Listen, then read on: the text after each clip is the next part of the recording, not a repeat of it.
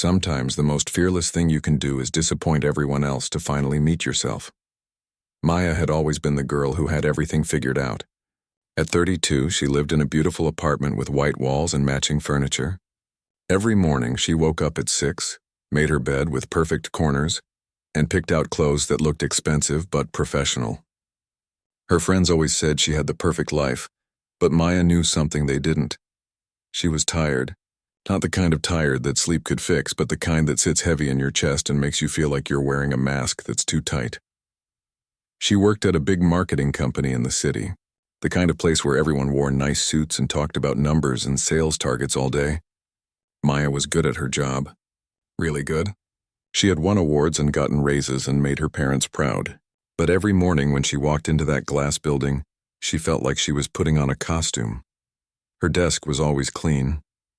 Her reports were always on time. Her presentations were always perfect. Other people in the office would come to her when they needed help, because Maya never said no. She couldn't remember the last time she had said no to anything. At home, things looked just as perfect from the outside.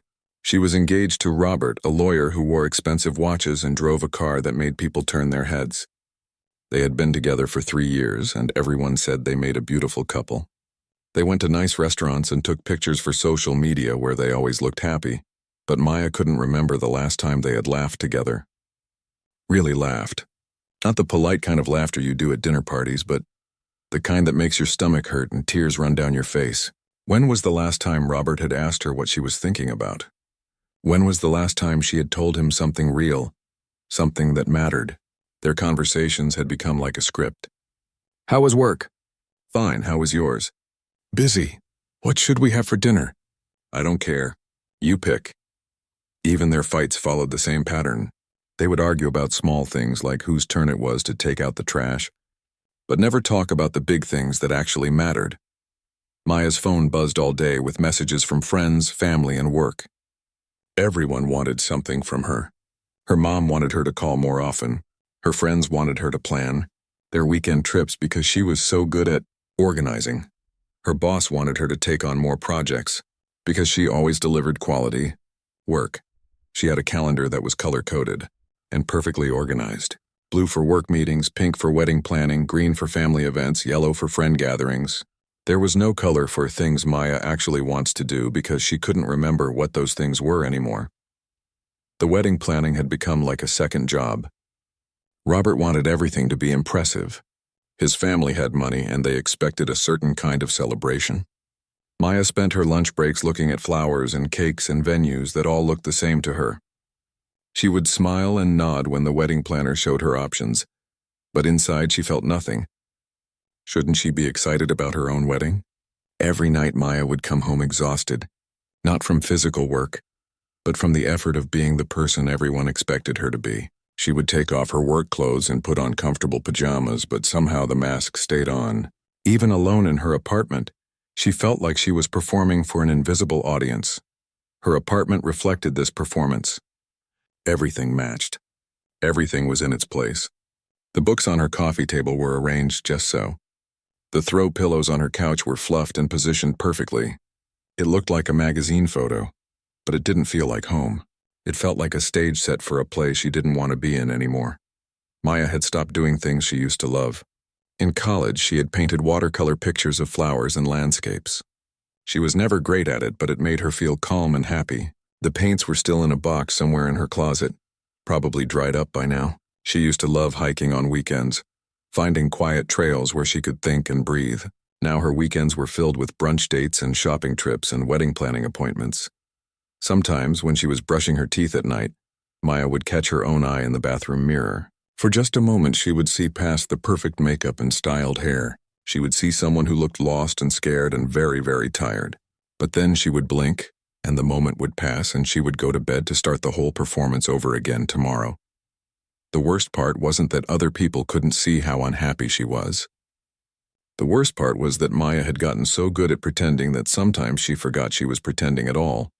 Sometimes she would catch herself believing that this really was the life she wanted, that this was who she really was. But late at night, when the apartment was quiet and Robert was asleep next to her, Maya would stare at the ceiling and remember her grandmother's words from years ago. Her grandmother had been the only person who ever asked Maya what she wanted to be when she grew up, instead of telling her what she should be. "Little one," she used to say in her soft voice, "make sure you don't spend so much time being who others want you to be that you forget who you are." Maya hadn't understood those words when she was young. Now, lying in the dark, they echoed in her mind like a warning she had ignored for too long. She was 32 years old, and she couldn't remember the last time she had done something just because it made her happy. She couldn't remember the last time she had felt truly, completely herself. The cracks were starting to show, though Maya didn't realize it yet. She had started getting headaches that wouldn't go away. Her hands would shake sometimes during important meetings. She would find herself spacing out in conversations, nodding along while her mind wandered to places she couldn't even name. Something was building inside her, like pressure in a bottle that's been shaken too many times. Maya could feel it, but she didn't know what it was or what would happen when it finally found a way out. She just knew that the perfect life she had built so carefully was starting to feel like a house of cards, and she was afraid of what would happen if even one piece fell out of place. It happened on a Tuesday that started like any other Tuesday. Maya woke up at 6, made her perfect bed, and put on her navy blue suit with the matching shoes. She had practiced her presentation the night before until she could say every word without looking at her notes. This was the big one, the presentation that could get her the promotion she had been working toward for 2 years. The conference room was full of important people. Her boss was there, along with the company's biggest client and several executives Maya had only seen in the elevator. She had prepared for weeks, creating slides with perfect graphs and statistics that told the story of their campaign's success. Everything was going to be flawless. Maya connected her laptop to the projector and smiled at the room full of expectant faces. She pressed the button to start her slideshow, took a deep breath, and began to speak. "Good morning, everyone. I'm excited to share the results of our latest marketing campaign." But when she clicked to the next slide, nothing happened. She clicked again. Still nothing. The screen stayed frozen on the title page while 25 pairs of eyes watched her. Maya felt her cheeks getting hot, but she kept her professional smile in place. "Just a small technical issue," she said, her voice steady even though her heart was starting to race. She tried closing the program and opening it again. She unplugged the cable and plugged it back in. She restarted her laptop while everyone waited in uncomfortable silence. Maya had backup plans for everything. She always did. But this time nothing worked. Her laptop seemed to have completely forgotten that her presentation existed. The file was gone, vanished into digital space like it had never been created at all. The silence in the room grew heavier. Maya could see her boss's face getting red with embarrassment. The client was checking his phone, clearly annoyed at the waste of time. The executives were whispering to each other, and Maya knew they were probably questioning whether she was really as reliable as everyone claimed. Standing there in front of all those people, with nothing but a blank screen behind her, something inside Maya snapped. It wasn't a loud snap, like a branch breaking. It was quiet, like a thread that had been stretched too tight finally giving way. She looked at the faces staring at her, waiting for her to fix this problem like she always fixed everything, and suddenly Maya started to laugh. Not the polite, controlled laugh she used in business meetings, but a real laugh that came from somewhere deep in her chest. At first, people thought she was handling the situation well, showing grace under pressure, but the laugh kept coming, getting louder and more uncontrolled. Maya couldn't stop it. Years of holding everything together, of being the person who never made mistakes, of carrying everyone's expectations on her shoulders. It all came pouring out in laughter that bordered on tears. The room fell completely silent, except for Maya's laughter, echoing off the conference room walls. Her boss looked mortified. The client gathered his papers and stood up to leave. Maya knew she should stop, should apologize, should find a way to salvage this disaster. But she couldn't. For the first time in years, she couldn't control herself. And it was terrifying and liberating at the same time. When the laughter finally stopped, Maya looked around the room at the shocked faces. "I'm sorry," she said, but her voice didn't sound sorry at all. It sounded tired and honest and strangely relieved. "I think I need a minute." She walked out of the conference room, past her co-workers who were staring at her like she had lost her mind. Maybe she had. Maya went to the bathroom, locked herself in a stall, and sat down on the closed toilet seat. Her hands were shaking and her heart was pounding so hard she could hear it in her ears. What had just happened? Maya tried to replay the scene in her mind, but it felt like watching someone else's life.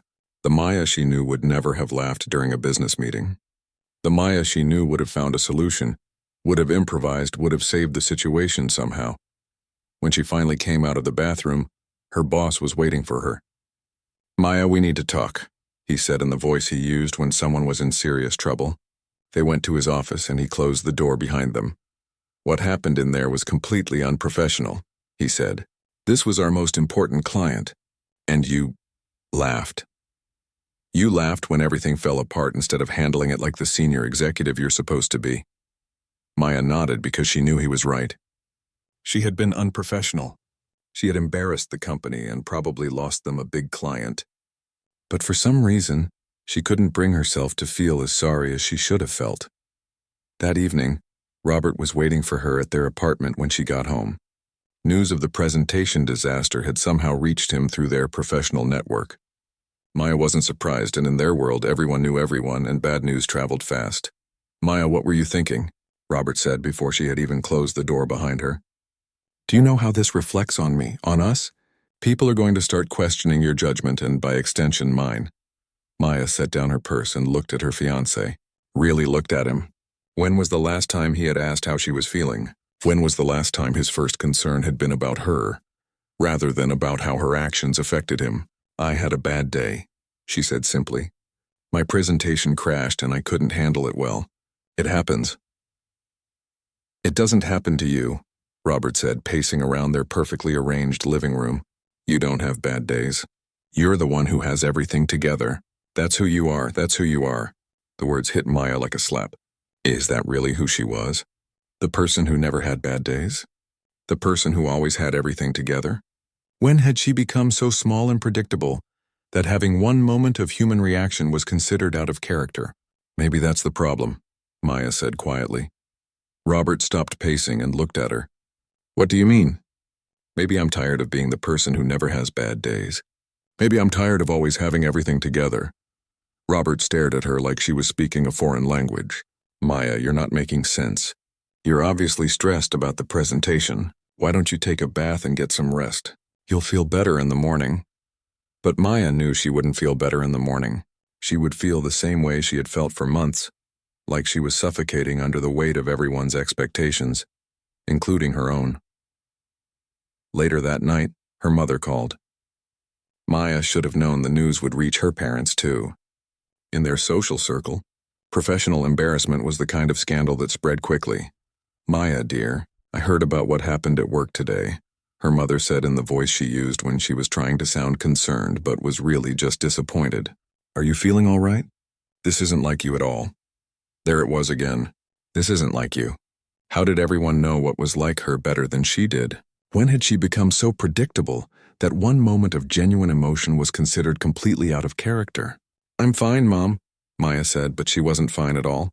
"Well, I hope you can fix things with your boss. You know how important your career is, especially with the wedding coming up.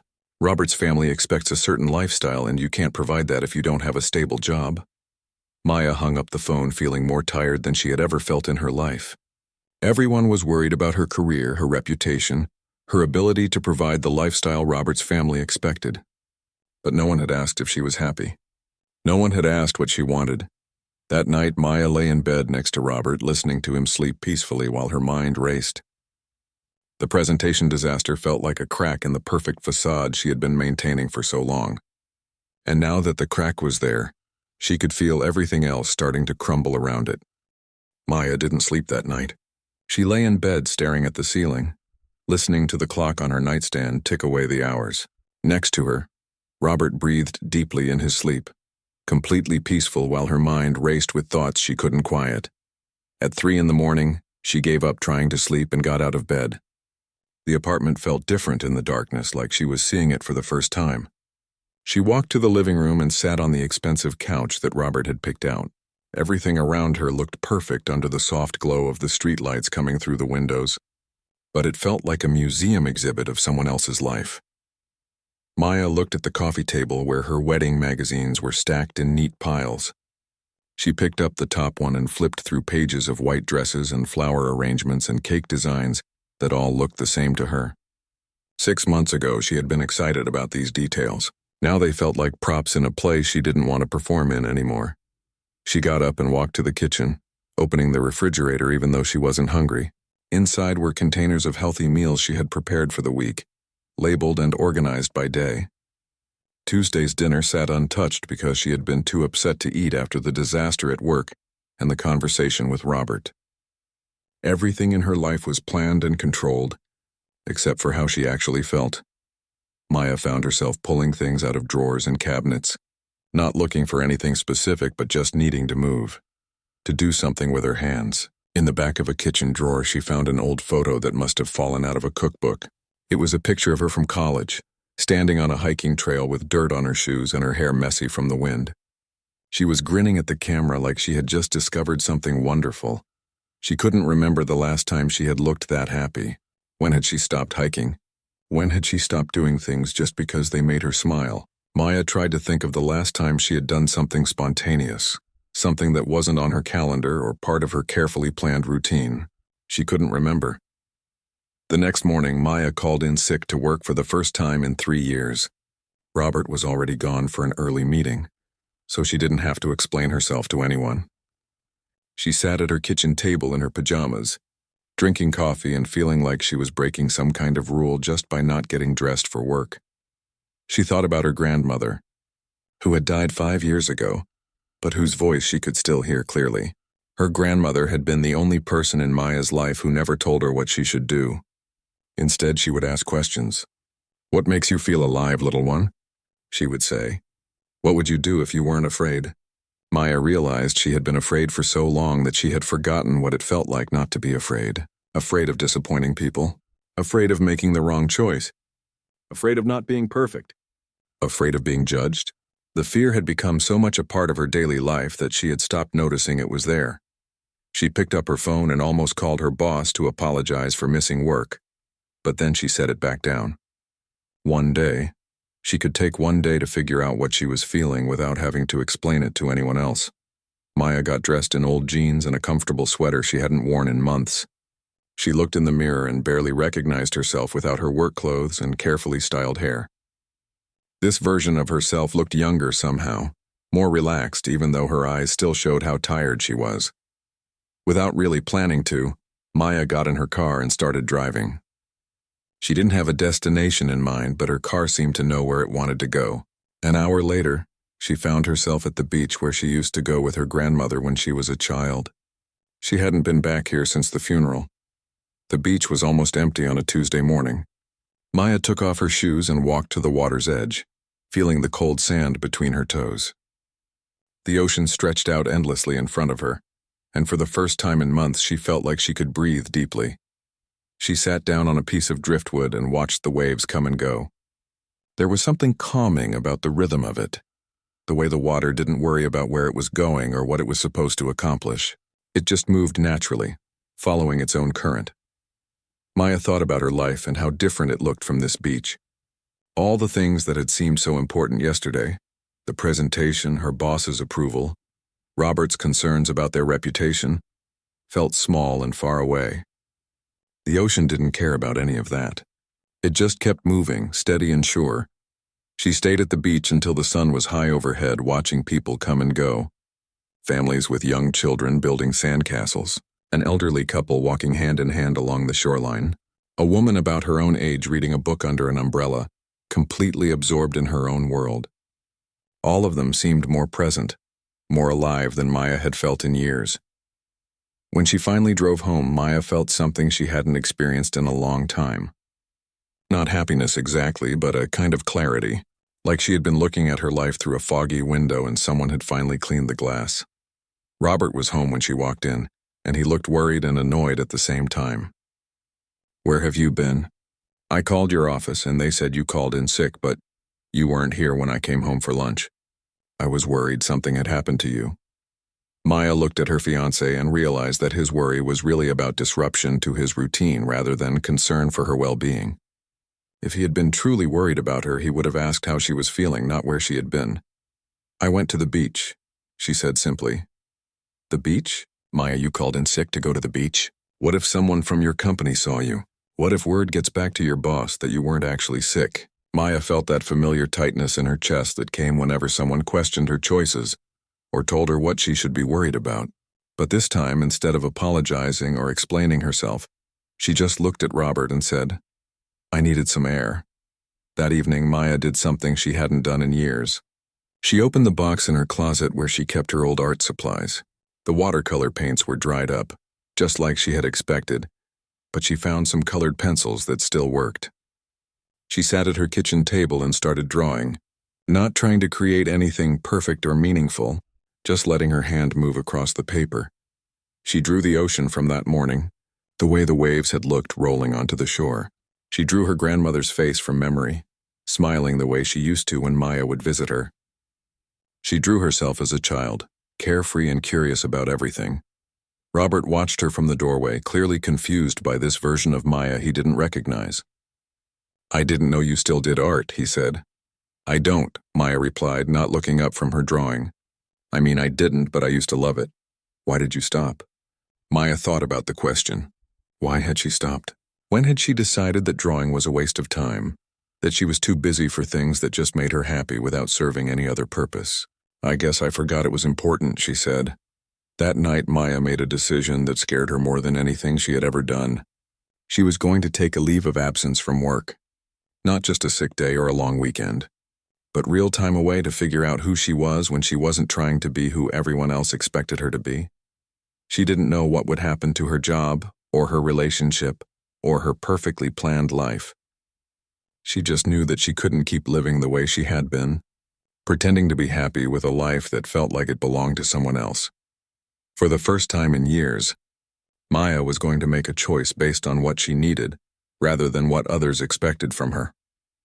It was terrifying and exciting at the same time, like standing at the edge of a cliff and realizing you could either step back to safety or learn to fly. Maya knew she had to start with Robert. They were sitting at their usual restaurant, the expensive place with white tablecloths and waiters who spoke in whispers. Robert had made the reservation thinking it was just another dinner date. But Maya had asked him to meet her here because she needed to say things that couldn't be said at home, surrounded by all their shared belongings and future plans. She watched Robert study the wine menu with the same concentration he gave to legal documents. Everything was always so serious with him, so calculated. When was the last time they had laughed together over something silly? When was the last time they had done something just for fun, without checking their calendars first? "Robert," Maya said when the waiter had taken their order, "we need to talk about something important." He looked up from his phone, probably expecting her to mention the wedding venue or ask about his schedule for next weekend. Maya had rehearsed this conversation in her mind dozens of times, but now that the moment was here, all her carefully planned words seemed to disappear. "I can't marry you," she said quietly. Robert blinked at her like he hadn't heard correctly. "What did you say?" "I can't marry you. I'm sorry, but I can't go through with the wedding." The restaurant suddenly felt very quiet, even though people were talking and laughing at other tables. Robert set down his water glass and leaned forward, his voice low but intense. "Maya, what are you talking about? Is this about what happened at work? Because that was just one bad day. You can't make major life decisions based on one presentation that went wrong." Maya shook her head. "It's not about work. It's about us. It's about me. I don't know who I am when I'm with you, and I don't think you really know me either." "That's ridiculous. We've been together for 3 years. Of course I know you." "What's my favorite color?" Maya asked. Robert looked confused by the question. "Blue. You wear blue all the time." "I wear blue because you said it looks professional. My favorite color is yellow. Bright sunny yellow. I used to have a yellow dress that I loved, but I gave it away because you said it was too casual for the events we went to." Robert was staring at her like she was speaking a foreign language. "Maya, this is about a dress?" "No, it's not about a dress. It's about the fact that I've spent 3 years becoming someone I thought you wanted me to be, and now I don't remember who I actually am." The conversation continued for another hour, but Maya could see that Robert wasn't really listening. He was trying to solve the problem, trying to find a logical explanation for what he saw as temporary confusion. He offered to postpone the wedding, suggested couples therapy, even promised they could take a vacation after the honeymoon to help her relax. But Maya knew that no amount of relaxation would fix what was broken between them. They had built their relationship on the idea of who they should be together, not who they actually were. Robert loved the version of Maya that fit perfectly into his life plan, but he had never asked what her life plan was. When she finally took off her engagement ring and placed it on the table between them, Robert's face went through a series of emotions. Shock, anger, embarrassment, and then something that looked almost like relief, though Maya didn't think he realized it. "You're making a huge mistake," he said as she got up to leave. "You're throwing away everything we built together." Maya looked back at him sitting in the expensive restaurant, already checking his phone again. "Maybe," she said, "but I'd rather make my own mistakes than live someone else's perfect life." The next morning, Maya walked into her boss's office to request a leave of absence. She had been with the company for 6 years, and she had never asked for anything beyond her regular vacation time. Her boss, Mr. Chen, looked surprised when she knocked on his door. "Maya, I'm glad you're here. I wanted to talk to you about what happened in the presentation yesterday. I think we can work through this situation with the client." Maya sat down in the chair across from his desk, the same chair where she had received praise and promotions and increased responsibilities. "Actually, I need to request a leave of absence." Mr. Chen stopped mid-sentence and stared at her. "A leave of absence? For how long?" 3 months to start. Maybe longer." "Maya, I don't understand. Is this about the presentation?" "Because everyone has bad days. Your track record with this company is excellent. One technical difficulty doesn't change that." Maya had expected this reaction. In their world, taking time off for personal reasons was seen as a sign of weakness or lack of commitment. People worked through family emergencies, health problems, and personal crises because that's what dedicated employees did. "It's not about the presentation," Maya said.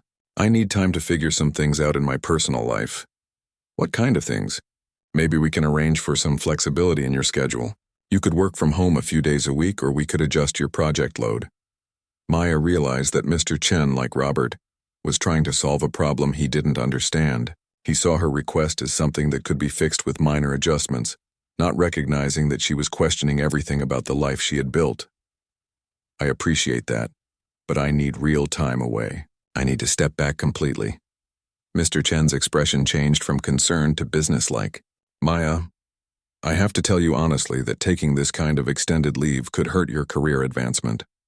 We have several big projects coming up, and if you're not here to work on them, it sends a message about your commitment to the company."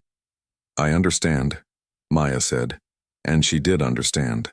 She was choosing to prioritize her own well-being over her career advancement, and in their corporate culture, that was seen as professional suicide. "Can I ask what's so important that you're willing to risk your position here?" Maya thought about how to explain it. How do you tell someone that you need time to remember who you are?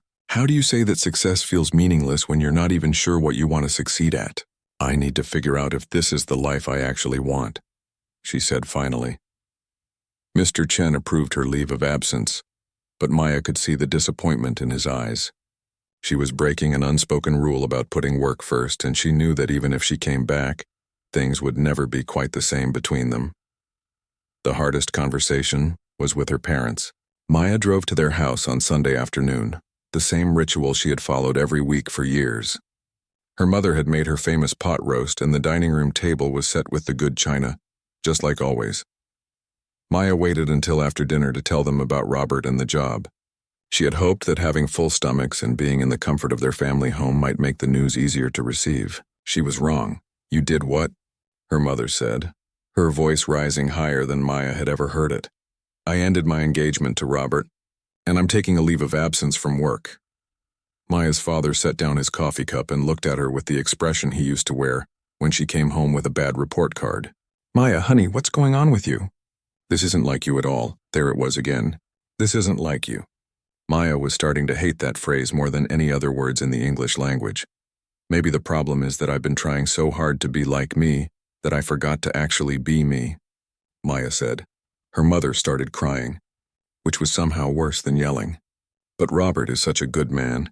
He has a good job, he treats you well, his family likes you. You're 32 years old, Maya. You can't just throw away a good relationship because you're having some kind of crisis. And your job, her father added. Do you know how hard it is to find a position like yours? Do you know how many people would give anything to have the opportunities you're throwing away? Maya looked around the dining room where she had eaten Sunday dinner for most of her life. The walls were covered with photos of family achievements, graduations, promotions, wedding pictures of her cousins. Every photo showed people smiling at cameras, celebrating the moments that society had taught them were important. I know you're disappointed, Maya said carefully, but I need you to trust that I'm making the right decision for me, even if you don't understand it. Trust? Her mother said through her tears. Maya, you're not thinking clearly. People don't just walk away from everything good in their lives because they need to find themselves. That's something teenagers do, not adults with responsibilities. The conversation went on for another 2 hours, with her parents taking turns trying to talk sense into her. They offered to pay for therapy, suggested she take a short vacation instead of a leave of absence, even offered to call Robert to see if he would take her back. Maya listened to all of it, understanding that their concern came from love, even if it felt like judgment. They had raised her to value security and stability above all else, and from their perspective, she was throwing both away for something they couldn't see or understand. When Maya finally left their house that evening, she felt exhausted but also strangely lighter. For the first time in her adult life, she had chosen her own path instead of the path others had laid out for her. It was terrifying and lonely, but it was hers. As she drove home to the apartment she would probably have to give up soon, Maya realized that all these difficult conversations had one thing in common. Everyone was concerned about what she was losing, but no one had asked what she might gain. No one had asked what she was hoping. 6 months later, Maya stood on the small porch of a cottage she was renting in a coastal town 3 hours from her old life. The morning air was salty and fresh, and she could hear the ocean waves in the distance. She was wearing paint-stained jeans and an old sweater with holes in the elbows, and she had never felt more like herself. The cottage was nothing like her old apartment. The floors creaked when she walked across them, and the kitchen was so small she could touch both walls if she stretched out her arms. But it felt like home in a way her expensive city apartment never had. She had painted the living room walls a warm yellow, her actual favorite color, and hung her own watercolor paintings where expensive art prints used to be. Maya's days looked completely different now. She woke up when her body was ready to wake up, not when an alarm told her to. She had coffee on the porch while watching the sunrise, something she never would have had time for in her old life. Then she would walk to the small bookstore in town where she worked part-time, helping customers find books and organizing reading events for the community. The job paid barely enough to cover her basic expenses, but Maya discovered that she needed much less money than she had thought to be happy. She cooked simple meals at home instead of eating at expensive restaurants. She found clothes at thrift shops that felt more like her than anything she had ever bought at department stores. She had learned that having less stuff somehow made her feel like she had more of everything that actually mattered. In the afternoons, Maya would often go to the beach where she had first found her courage 6 months ago. She had learned to surf, something she never would have imagined herself doing in her old life. She wasn't very good at it yet, but she loved the feeling of being in the ocean, of trying something just for the joy of trying it, rather than to achieve some goal or impress someone else. Maya had also started painting again.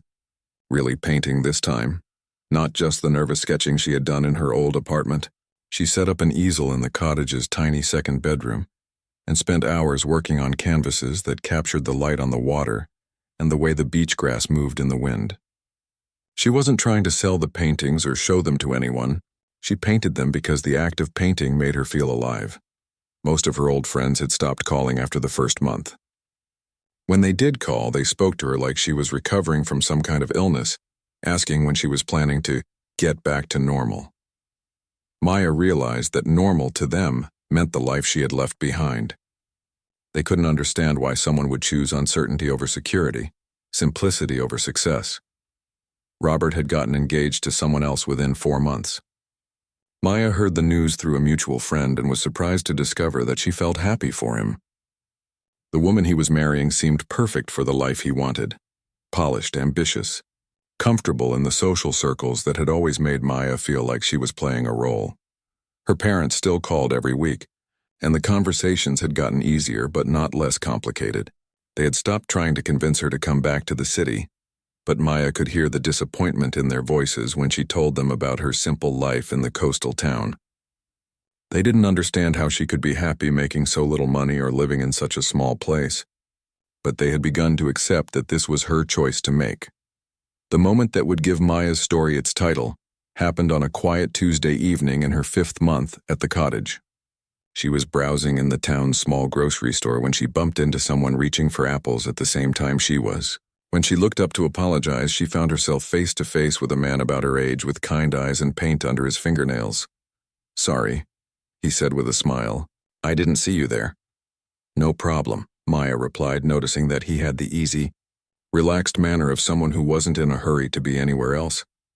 His name was Alex, and Maya learned that he taught art classes at the community center and made furniture in his spare time. He had moved to the town 2 years ago from a big city where he had worked in advertising, and his story of leaving a successful but unfulfilling career sounded familiar to Maya.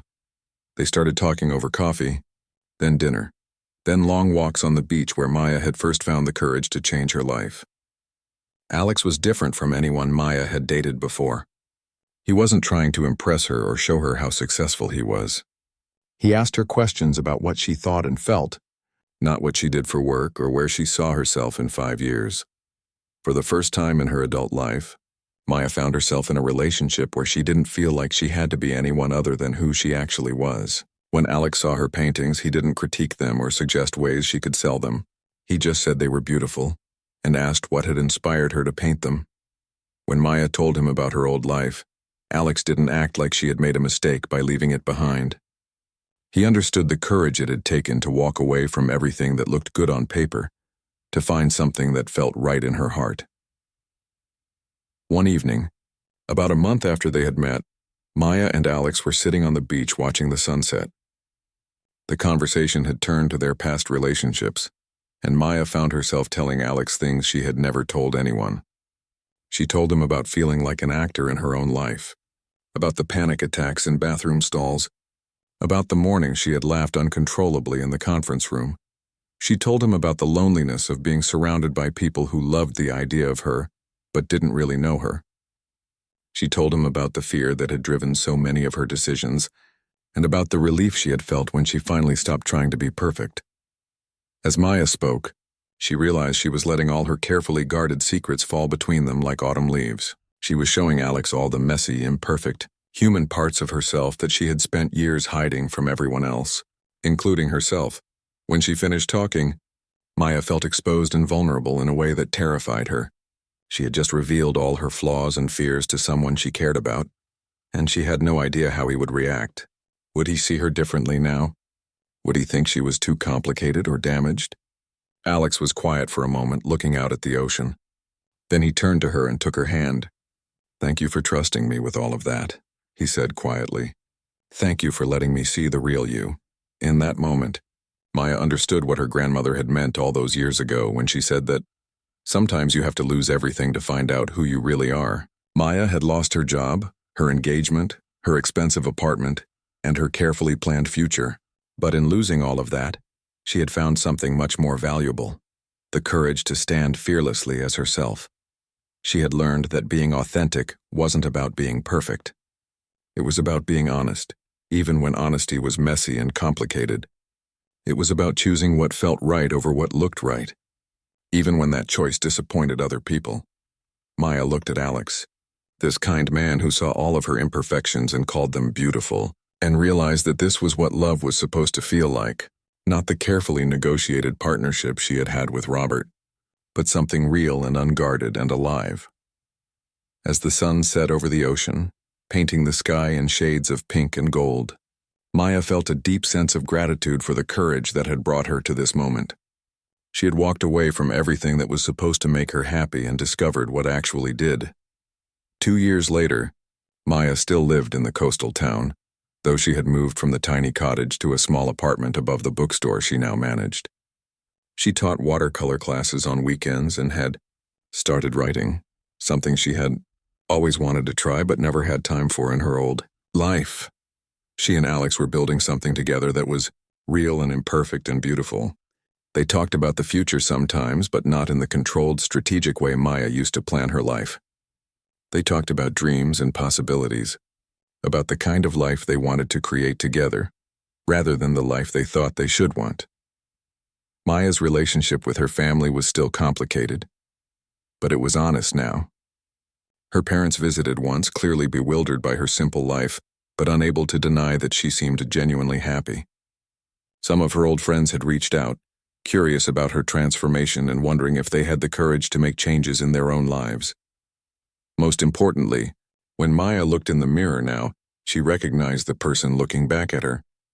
She had laugh lines from days spent in the sun, and worry lines from the challenges of building a new life. She had freckles from beach walks and paint stains on her hands from creating art that mattered to no one but herself. She had never looked more imperfect, and she had never felt more beautiful. Maya had learned that the most fearless thing you can do is let everything fall away that doesn't belong to you, and stand confidently in who you actually are, even when that person is nothing like who you thought you were supposed to be.